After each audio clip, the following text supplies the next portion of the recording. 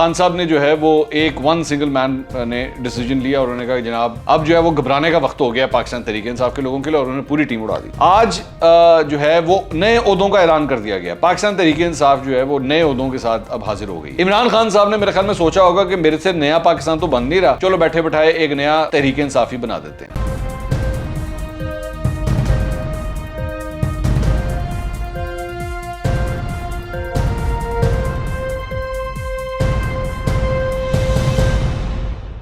السلام علیکم ناظرین، میں ہوں منصور علی خان، اپنے یوٹیوب چینل کے اوپر آپ کو خوش آمدید کہوں گا۔ سب سے پہلے آپ سے درخواست کے چینل کو سبسکرائب کرنا مت بھولیے گا اور بیل آئیکن ضرور پریس کیجیے گا۔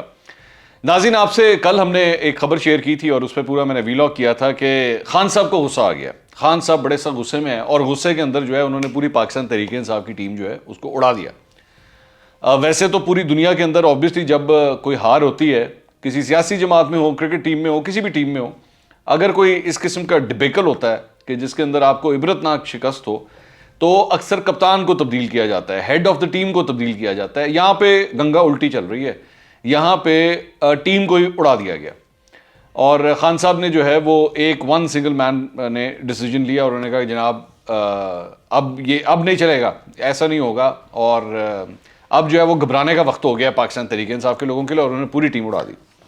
اس کے بعد جناب انہوں نے کہا جی نئی ٹیم بنے گی، نئی ٹیم بنائیں گے ہم، اور نئی ٹیم بنا دی۔ آج جو ہے وہ نئے عہدوں کا اعلان کر دیا گیا۔ پاکستان تحریک انصاف جو ہے وہ نئے عہدوں کے ساتھ اب حاضر ہو گئی ہے۔ اب نئے عہدے کیا ہیں جی؟ اس میں جن جن لوگوں کے نام آئے ہیں وہ بھی ایک نئی سٹوری ہے، وہ بھی ایک نئی سٹوری ہے، اور وہ بتاتی ہے کہ اس وقت پاکستان تحریک انصاف کے اندر جو ہے وہ کس قسم کا مائنڈ سیٹ جو ہے وہ چل رہا ہے، وہ میں ابھی آپ کے سامنے رکھتا ہوں۔ سب سے پہلے تو جی اسد عمر صاحب کو سیکرٹری جنرل بنا دیا گیا ہے۔ اسد عمر صاحب جو ہیں وہ اب ٹیکنیکلی سپیکنگ، اب اگر آپ عہدے کے لحاظ سے دیکھیں تو مسلم لیگ نون کے اندر، جس طرح میں آپ کو بتایا تھا، اس کے اندر شہباز شریف صاحب جو ہیں وہ صدر ہیں اور احسن اقبال صاحب جو ہیں وہ سیکرٹری جنرل ہیں۔ اب یہاں پہ کیا ہوگا کہ پاکستان تحریک انصاف کے اندر عمران خان صاحب چیئرمین ہیں پاکستان تحریک انصاف کے، سیکرٹری جنرل جو ہیں وہ اب اسد عمر صاحب ہوں گے۔ تو ٹیکنیکلی سپیکنگ اب جو دوسرا کام کرنے والا بندہ ہوتا ہے وہ عہدہ اسد عمر صاحب کو دیا گیا۔ اچھا، اس سے پہلے جو ہے وہ عامر کیانی صاحب ایکچولی اس عہدے کے اوپر بیٹھے ہوئے تھے۔ عامر کیانی صاحب جو ہیں، حیرانگی کی بات یہ ہے کہ ان کو بھی جو ہے جب بنایا گیا تھا، ان کو سیکرٹری جنرل بنا دیا گیا تھا، ان کو تب بنایا گیا تھا جب ایکچولی آپ کو یاد ہوگا ادویات کا ایک سکینڈل آیا تھا اور ان کے پاس یہ پورٹ فولیو تھا بیسکلی صحت کا، اور دوائیوں کی جو قیمتیں تھیں وہ اس میں ہوش ربا اضافہ ہو گیا تھا اور اس کا نوٹس وغیرہ بھی لیا گیا تھا، تو تب ان کو عہدے سے ہٹایا گیا تھا اور اس کے بعد ان کو ایڈجسٹ کر دیا گیا تھا، ان کو سیکرٹری جنرل بنا دیا گیا تھا پی ٹی آئی کا۔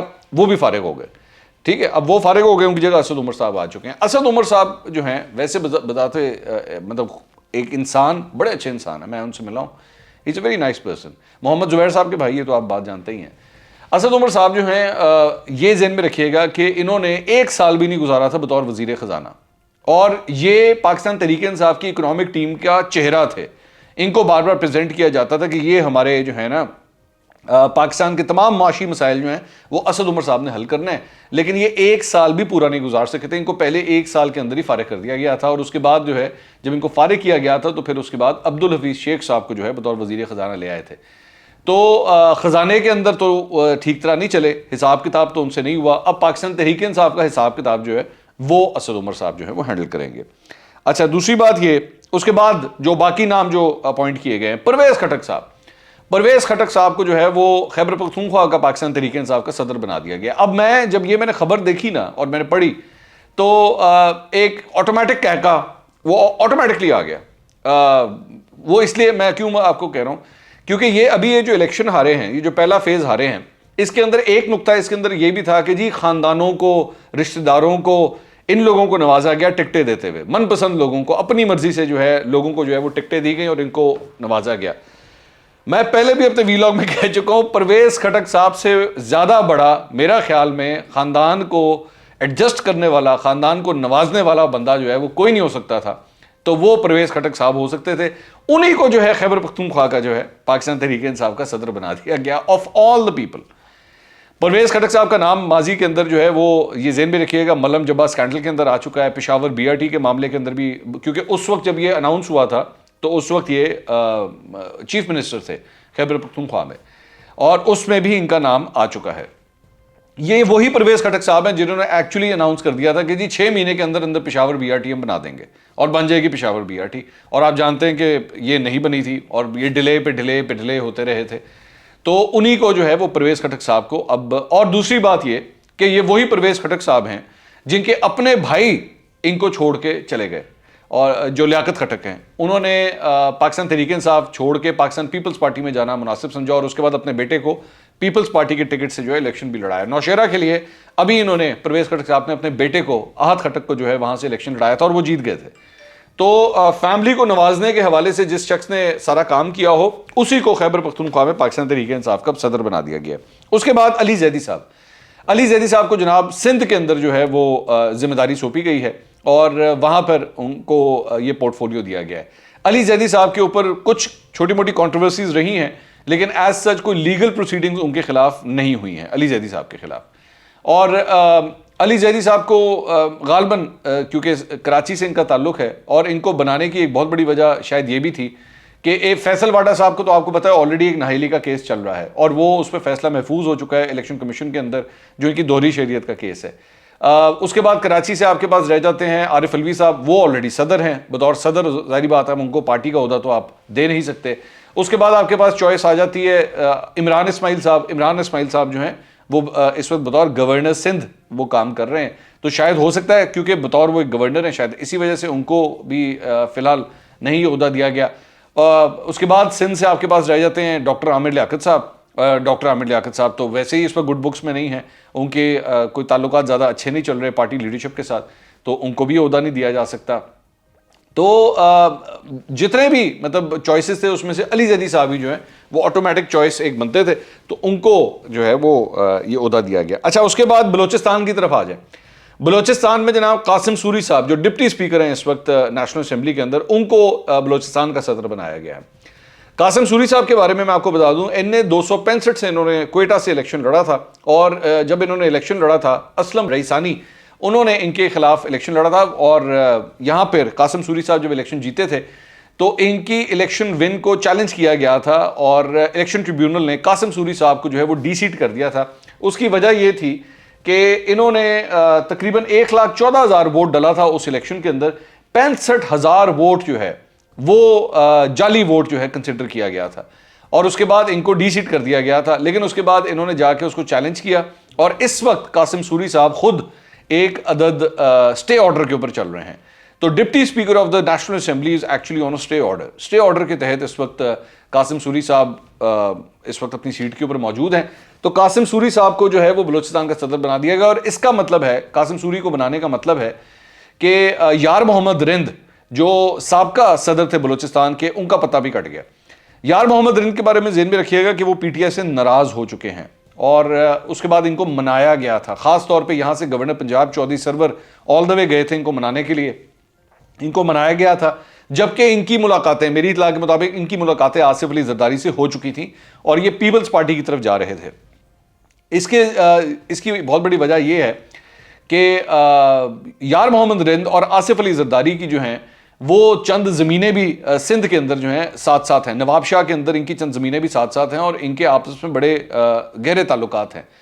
اور پچھلے دنوں آج سے غالباً کوئی 2 مہینے یا 3 مہینے پہلے یار محمد رند کے صاحبزادے کو جو ہے وہ آصف علی زرداری صاحب کی جانب سے, یا شاید انہوں نے ان کو دیا تھا, انہوں نے ان کو ایک تحفہ بھی دیا تھا یہ, اور اس کی چند تصاویر بھی آئی تھی. ہمیں وہ تصویر جو ہے وہ اگر تو مل گئی تو ہم آپ کو وہ بھی دکھاتے ہیں. تو ان کو تحفہ بھی دیا تھا. تو ان کا پیپلز پارٹی میں جانا یار محمد رند کا تقریباً کنفرم ہو چکا تھا, لیکن اس کے بعد پھر ان کو منا لیا گیا تھا, ان کو ایڈجسٹ کر دیا گیا تھا. تو یہ ایڈجسٹ ہو گئے تھے. لیکن اب اس کا مطلب ہے کہ قاسم سوری جو ہے وہ ان کو جو آلریڈی ایک سٹے آرڈر پہ چل رہے ہیں ان کو بلوچستان کا صدر بنا دیا گیا ہے. اچھا اس کے بعد شفقت محمود صاحب, ان کو جناب پنجاب کی صدارت ان کے حوالے کی گئی ہے. اچھا شفقت محمود صاحب آپ آلریڈی جانتے ہیں ایجوکیشن کا جو پورٹ فولیو ہے وہ اس وقت ان کے پاس ہے, اور اس سے پہلے اعجاز چودھری صاحب جو ہے وہ پنجاب کے پی ٹی آئی کے صدر تھے. اچھا اعجاز چودھری صاحب پرانے جماعتیے ہیں. اعجاز چودھری صاحب جو ہیں وہ پچھلے دنوں ایک کنٹروورسی بھی ان کی سٹارٹ ہو گئی تھی جس میں ایکچولی اعجاز چودھری جب گئے تھے سعد رضوی سے ملنے کے لیے تو فواد چودھری نے ایکچولی یہ کہا تھا کہ جی انہوں نے بڑی بےہودہ حرکت کی ہے جو جا کے ان سے ملاقات کی ہے. تو لیکن اعجاز چودھری صاحب کے جو اسٹرینتھ ہے وہ یہ تھی کہ جی لوکل پالیٹکس جو ہے اور حلقے کی جو پالیٹکس ہے اس کے اندر بڑا امپورٹنٹ کام کرتے ہیں. لیکن ایک اور کنٹروورسی جو اعجاز چودھری کے حوالے سے سامنے آئی تھی وہ یہ تھی کہ یہ جو ادھر لاہور کے اندر جو NA 133 کا جو ہوا تھا الیکشن, اور اس کے اندر جمشید چیمہ اور ان کی وائف کے جو نامینیشن پیپرز ریجیکٹ ہو گئے تھے, اس میں چند حلقے یہ کہتے ہیں کہ اعجاز چودھری بھی اس کے رسپانسبل ہیں, کیونکہ ان کے جو تجویز کنندہ تھے ان دونوں افراد کے, وہ لانے والے اعجاز چودھری ہیں. اور اعجاز چودھری ایکچولی NA 133 سے اپنے بیٹے کو ٹکٹ دلوانا چاہتے تھے, لیکن وہ بیٹے کو ٹکٹ نہیں ملا اور جمشید چیمہ ٹکٹ لے اڑے تھے. اور جب جمشید چیمہ ٹکٹ لے اڑے تو اس کے بعد یہ پیپرز کا سارا مسئلہ ہوا تھا, اور اس کے بعد پاکستان تحریک انصاف کا نمائندہ ہی جو ہے, جو کینڈیڈیٹ تھا وہی وہاں سے اڑ گیا تھا, اور NA 133 میں PTI کے کینڈیڈیٹ کے بغیر سارا الیکشن ہوا اور وہ نون لیگ جیت گئی تھی. تو اعجاز چودھری صاحب کی ایک تو یہ دو کنٹروورسیز جو ہیں ریسنٹلی کافی آئی تھی, اور پھر بالآخر شفقت محمود صاحب کے نام جو ہے وہ چلا گیا. اچھا, PTI کے اپنے اندر جو لوگ ہیں نا, وہ میں شفقت محمود صاحب کے بارے میں آپ کو بتا دوں. شفقت محمود صاحب ایک سابق بیوروکریٹ ہیں, اور ایک سابق بیوروکریٹ ہونے کے ناطے انہوں نے شہباز شریف کے ساتھ بھی کام کیا ہوا ہے. تو شفقت محمود کے بارے میں PTI کے اندر ایک یہ تاثر ہے کہ یہ آج بھی سرکاری بابو ہیں, یہ پہلے بھی سرکاری بابو تھے, یہ آج بھی سرکاری بابو ہیں, اور یہ آج بھی ایک بیوروکریٹک ان کا سٹائل ہے, وہ ہر ایک سے اتنے بڑے بڑے آرام سے ملتے نہیں ہیں, ملنے ملانا ان کا بڑا مشکل کام ہے. تو ان سے وہ جس طرح چند ہوتے ہیں نا رہنما, آپ کسی وقت بھی جائیں ان کے دروازے پہ جائیں, کہیں پہ سڑک پہ روک لیں, آپ ان سے مل سکتے ہیں. شفقت محمود صاحب کا اس طرح نہیں ہے, وہ ذرا تھوڑا سا ڈسٹنس وغیرہ رکھتے ہیں, تو اس طرح ملاقات کرتے ہیں. تو PTI کے پنجاب کے اندر چند حلقے جو ہیں وہ یہ بھی کہہ رہے ہیں کہ جناب اب ایسے بندے کو آپ نے صدر بنا دیا ہے پنجاب کا, جس سے ہمیں ملاقات ہی نہیں ہو سکتی ہماری. اچھا, دوسری بات یہ کہ شفقت محمود صاحب کو جو ہے چند حلقوں کے جانب سے یہ بھی کہا جا رہا ہے کہ جی ان کو ایسے ٹائم کے اوپر آپ نے پنجاب کا صدر بنا دیا ہے جب پنجاب کے اندر بلدیاتی انتخابات ہونے جا رہے ہیں, اور جو کٹ پڑی ہے سرکاری کٹ, سیاسی کٹ پڑی ہے, ذہن میں رکھیے کہ سیاسی کٹ جو KP کے اندر پڑی ہے, اس سے زیادہ برا حال پنجاب میں ہونا ہے. تو اس سے پہلے شفقت محمود صاحب کے ہاتھ میں یہ ذمہ داری پکڑانا جو ہے وہ بیچارے کے ساتھ زیادتی ہے, کیونکہ وہ کیا کریں گے یہاں پہ جب برا حال ہوگا الیکشنز کے اندر. کیونکہ پنجاب کے اندر سوائے سیالکوٹ کا جو ایک ضمنی انتخاب ہوا تھا, چاہے ڈسکا ہو, چاہے NA 133 ہو, خانیوال میں PP 206 ہو, کنٹونمنٹ کے جو الیکشنز ہوں, PTI کو ہر جگہ ہار کا سامنا کرنا پڑا. مسلم لیگ نون جو ہے آن ٹاپ آئی.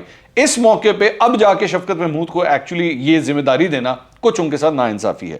لیکن ہیونگ سیڈ دیٹ, ایک اور امپورٹنٹ ایلیمنٹ جو اس ساری چیز کے اندر آتا ہے کہ بڑے بڑے سینئر رہنما جو ہیں ان کو فارغ کر دیا گیا, وہ کنسیڈر نہیں ہوئے. مثال کے طور پہ مطلب PTI سے عثمان بزدار بھی آ سکتے تھے, لیکن عثمان بزدار یہ سب جانتے ہیں کہ ان کا ڈائریکٹ کارکن کے ساتھ کوئی تعلق واسطہ نہیں ہے, وہ ان کا کوئی لینا دینا نہیں ہے. مجھے آج بھی اچھی طرح یاد ہے, میں وہ دن نہیں بھولتا جس دن ان کو نامنیٹ کیا گیا تھا عثمان بزدار کو. تو مجھے PTI کے کئی لوگوں نے فون کر کے کہ بھائی جان یہ کون ہے. میں نے کہا مینوں کی پتا کون ہے, آپ کا چیف منسٹر ہے بھائی. انہوں نے کہا جی ہم تو جانتے نہیں ان کو کون ہے, کہاں سے آئے ہیں. تو ان کا کوئی لینا دینا نہیں تھا عام کارکن کے ساتھ. تو خیر ان کو نہیں کیا گیا. فواد چودھری کو نہیں کیا گیا.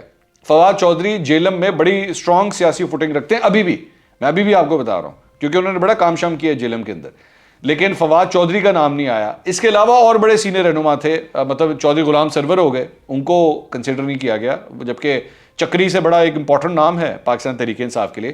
میاں محمود الرشید, ان کو کنسیڈر نہیں کیا گیا, ان کا نام نہیں آیا. چودھری سرور آلریڈی کہہ چکے ہیں کہ وہ اگلا الیکشن لڑنا چاہتے ہیں. اب شاید وہ چونکہ گورنر ہیں, اور جس طرح عمران اسماعیل کے حوالے سے میں نے آپ سے کہا تھا کہ وہ بھی سندھ کے لیے کنسیڈر نہیں ہوئے, تو میرا خیال میں شاید چودھری سرور کا نام بھی شاید اس لیے کنسیڈر نہیں کیا گیا. And now we are talking about central Punjab. ابھی میں ساؤتھ پنجاب میں آؤں گا. تو سینٹرل پنجاب سے اور بڑے بڑے نام تھے جن کو کنسیڈر نہیں کیا گیا. اس کے بعد آ جائیں آپ ذرا ساؤتھ پنجاب کی طرف. ساؤتھ پنجاب میں بڑی انٹرسٹنگ بات ہوئی ہے جی, خسرو بختیار صاحب کو جو ہے وہ اس کا صدر بنایا گیا ہے. اچھا, خسرو بختیار صاحب یہ ذہن میں رکھیے گا کہ 2018 کے الیکشن سے صرف چند ماہ پہلے PTI کے اندر آئے تھے. سو ان کو پاکستان تحریک انصاف کے اندر ابھی آئے ہوئے آپ اندازہ لگا لیں تقریباً کچھ 3.5 سال کا ٹائم ہوا ہوگا. تو 3.5 سال کے اندر وہ ایک ریجن کے صدر بننے میں کامیاب ہو گئے ہیں خسرو بختیار صاحب. شاید اس کی بہت بڑی وجہ یہ ہے کہ ان کا بلاک جو ہے, جو ساؤتھ پنجاب کا بلاک ہے, وہ بہت بڑی تعداد میں لوگ وہ پورے بلاک کے ساتھ PTI کے اندر آئے تھے, تو شاید اس کی یہ بھی وجہ ہے. لیکن خسرو بختیار وہ شخصیت ہیں جن کا نام شوگر سکینڈل کے اندر آیا تھا, ان کا نام اس کے اندر آیا تھا. اس کے بعد ان کے حوالے سے یہ ذہن میں رکھیے گا کہ اپوزیشن بھی بار بار ان کو تانا دیتی ہے ان کے نام کے لے کے کہ جی حکومت نے ان کے خلاف کوئی ایکشن نہیں لیا. جہانگیر ترین کے خلاف تو फिर भी कुछ थोड़ा बहुत एक्शन हुआ, वैसे वो भी ठंडा हो गया हुआ है, लेकिन खुसरो बख्तियार के अगेंस्ट भी जो है किसी किस्म का कोई एक्शन नहीं हुआ था, तो उनको जो है आपने साउथ पंजाब का सदर बना दिया। अच्छा, इनको साउथ पंजाब का सदर बनाने का एक और भी एंगल है जो नजर आता है, वो ये है कि शाह महमूद कुरैशी फारिग हो गए। शाह महमूद कुरैशी जो है वो पीटीआई के वाइस चेयरमैन हैं, थे, अब हैं तो नहीं मैं कह सकता, थे, लेकिन साउथ पंजाब में इस मरतबा उनको जो है वो एडजस्ट नहीं किया गया, जबकि जहांगीर तरीन इज ऑलरेडी आउट। तो जहांगीर तरीन के बाद हमेशा ये कहा जाता था कि साउथ के अंदर इन दो रहनुमाओं की आपस में जो है वो टसल होती है। तो जहांगीर तरीन के आउट होने के बाद ऑटोमेटिक चॉइस जो है वो शाह महमूद कुरैशी बनते हैं। शाह महमूद कुरैशी को पाकिस्तान तहरीक इंसाफ ज्वाइन किए हुए गालबन अब मेरा ख्याल में तकरीबन 10 साल हो चुके हैं, लेकिन 10 साल के बाद भी शाह महमूद कुरैशी का पत्ता कट गया और खुसरो बख्तियार जो है वो ये सीट लेने में कामयाब हो गए। अब इस वक्त मतलब मैंने जो आपको नाम बताए हैं, तकरीबन ज्यादातर रहनुमाओं के सवाए असद उमर के और अली जैदी के और शफकत महमूद के, इन तीनों के, लेकिन ऑब्वियसली इनके अपने अपने ड्रॉबैक्स भी हैं, इन तीनों के बाकी 3 लोगों के हवाले से बड़ी सवेर किस्म की कंट्रोवर्सीज मौजूद हैं, लेकिन इमरान खान साहब ने जो है फिर भी इन लोगों को नॉमिनेट किया। अब इस सारी चीज के बाद जो चीज नजर आती है वो एक बड़ी इंटरेस्टिंग बात है, वो ये है कि तकरीबन 3.5 साल 3.25 साल के बाद इमरान खान साहब ने मेरे ख्याल में सोचा होगा कि मेरे से नया पाकिस्तान तो बन नहीं रहा, चलो बैठे बैठाए एक नया तहरीक इंसाफी बना देते हैं और इसके अंदर जो है जरा म्यूजिकल चेयर्स खेल के इसको उठा के उधर, उसको उठा के इधर, इसको उठा के इधर बैठ के जो है एक नई तहरीक इंसाफ डालते हैं। और ये अक्सर ये होता है, ये जो प्रोडक्ट्स होती है ना, जो मार्केटिंग होती है, जब आप इश्तिहार वगैरह देखते होंगे अक्सर उसमें कहते हैं कि नया पहले से भी ज्यादा ताकतवर और नींबू की ताकत से भरा हुआ, वो अक्सर वो जो विम का इश्तिहार होता है ना उसके अंदर ये कहते हैं। तो अब इनको बेसिकली पुरानी टॉफी जो है वो नई रैपिंग में डाल के अब आपके सामने पेश की जा रही है पाकिस्तान तहरीक इंसाफ के लोगों के सामने कि ये है। सियासी जमातों में हमेशा ज़हन में रखिएगा कि जमहूरियत तब आती है जब आप इंट्रा पार्टी इलेक्शंस करवाते हैं।